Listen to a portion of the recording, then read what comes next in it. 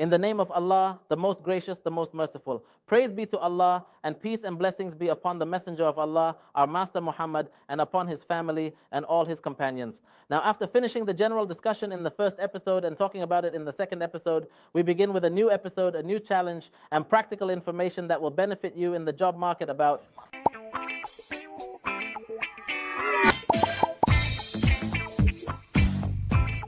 read CT specs. 4 cores, 2 tabs each. Core number first, tab second. Core 1, tab 1 is 1S1. 1S2 converts 400 to 1, meaning 400 amps primary equals 1 amp secondary. 800 amps primary gives 2 amps secondary. Class 5B20. 5% accuracy over 20 times normal current, up to 20 amps secondary or 8,000 amps primary. The first number is the core number, and the second number after the exponent indicates the tab.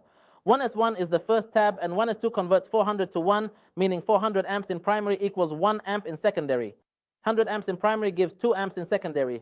This CT is class 5B20, meaning 5% accuracy over 20 times normal current, equaling 1 amp secondary and 400 amps primary. It maintains accuracy at 20 amps secondary or 8,000 amps primary. 20 indicates 20 times normal current, represented by the symbol. This information means that this CT has a measurement accuracy of 5% and can maintain this accuracy over a range of 20 times the normal current, which equals 1 amp in the secondary and 400 amps in the primary. This means it maintains this accuracy when the secondary current reaches 20 amps or when the primary current reaches 20 times 400, which equals 8,000 amps in the primary. The number 20 here indicates that it is 20 times the normal current, which is represented by the symbol 20x normal current symbolized. B for CT protection. 15V amp is secondary burden. Some 20% means CT.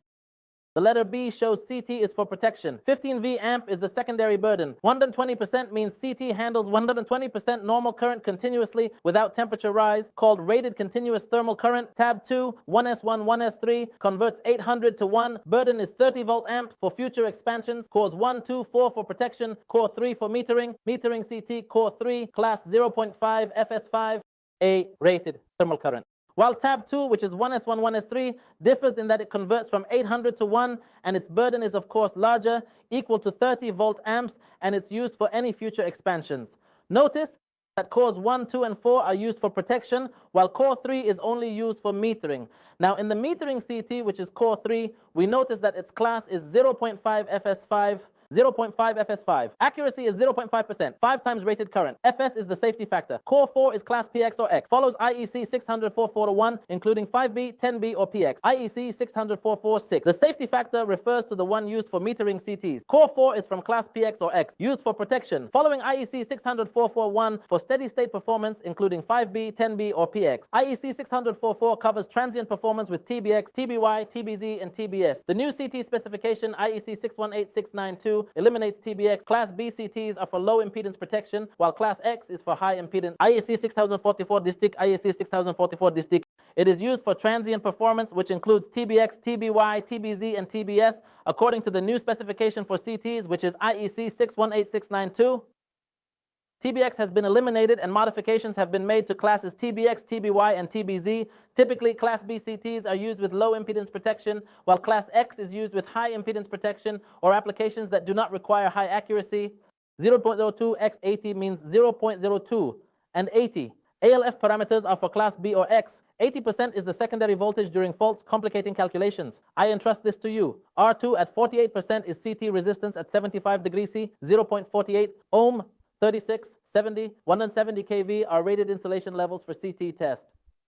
No current should flow out during this test, simulating CT's ability to handle voltage spikes from lightning or internal sources. As for the resistance R2, which equals 48%, it represents the CT resistance at a temperature of 75 degrees, which equals 0.48 ohm. Regarding the voltages of 36, 70, and 170 kV, they are called the rated insulation level, indicating the voltage value applied during the insulation resistance test in the CT.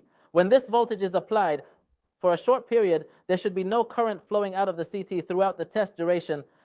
It is a simulation of the presence of a CT in service or the ability of the CT to withstand any increase in the voltage value in the network. For example, the CT's insulation withstand any sudden increase in voltage resulting from lightning or any internal source of sudden voltage increases such as disconnection and connection operations on the transformer or capacitors in the network. 36 kilovolts here means, as for 70 kilovolts it means, and 170 kilovolts means. All these terms are sometimes referred to as All electrical equipment is at risk of experiencing any form of, therefore, before describing them, it is necessary to study the results of the limits of these phenomena and their effects on them.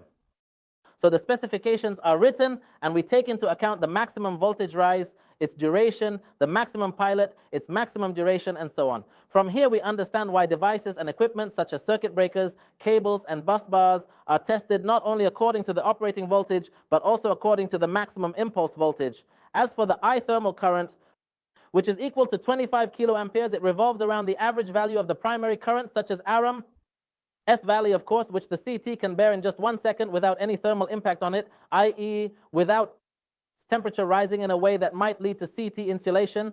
It must be at that time. The 65 kiloamps is the highest current the CT can handle without damage due to magnetic force during conversion. It's about 2 to 3 times this number isn't on the nameplate, but is called. These factors don't require testing in CT tests at the station, but are crucial in design or ordering. Understand specifications and standards. CTs are classified by their ability to eliminate residual flux, high remanence, low remanence, and non-remanence types. High remanence can reach 80% residual flux, e.g. Class B, TBX, TBS. Low remanence is about 10%, e.g. TBY. Non-remanence can be negligible or zero due to a large air gap.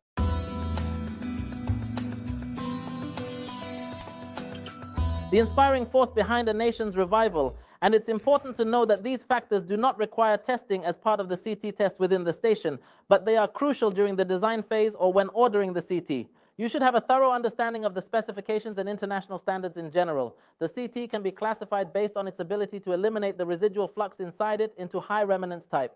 As for the high remanence type, the residual flux inside it can reach up to 80%, with examples being Class B, TBX, or TBS. The low remanence type has a residual flux percentage of about 10%, with TBY as an example. In the case of the non-remanence type, the residual flux inside it can be negligible or even reach zero due to the presence of a big air gap. An example of this is indeed TBZ. It's true that a big air gap will eliminate all residual flux, but it will also reduce the accuracy value.